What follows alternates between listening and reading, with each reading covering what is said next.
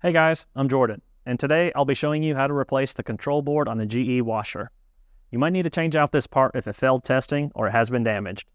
Before we get started, take a second to like this video and subscribe to our channel so you can see more guided repairs. We appreciate your support. With over 2 million products in stock and the know-how to help you do it yourself, we are AppliancePartsPros.com. Today, you'll need a 1/4-inch nut driver.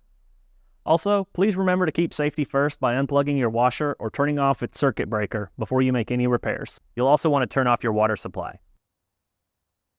To get to the board, we need to use a nut driver to remove the 4 1/4-inch screws on the top of the back of the panel. Then roll the top panel forward to disengage it from the tabs and set it on the top panel.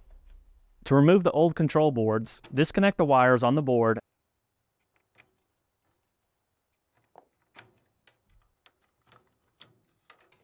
and then remove the screws that hold the boards to the panel.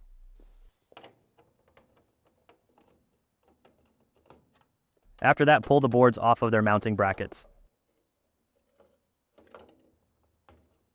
Place the new board on the mounting brackets. It will seat in place under these fins.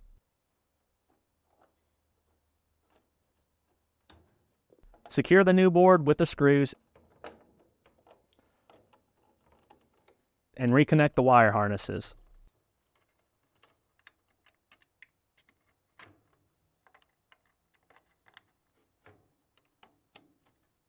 To put the washer back together, line up the lower tabs on the panel and roll it back. This should pop back into place when you press it back. Once you reinstall the screws, you're done.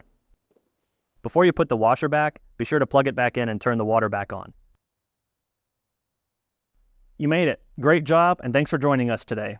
Make sure to let us know how the repair went in the comments. And if you haven't gotten a replacement control board yet, grab your model number and head over to AppliancePartsPros.com to order one.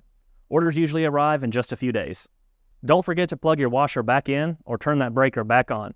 And while you're at it, make sure you like this video and subscribe to our channel. We've got lots more troubleshooting and repair videos, and of course, all the parts you need to do it yourself at AppliancePartsPros.com. Thanks for your support, and we'll see you next time.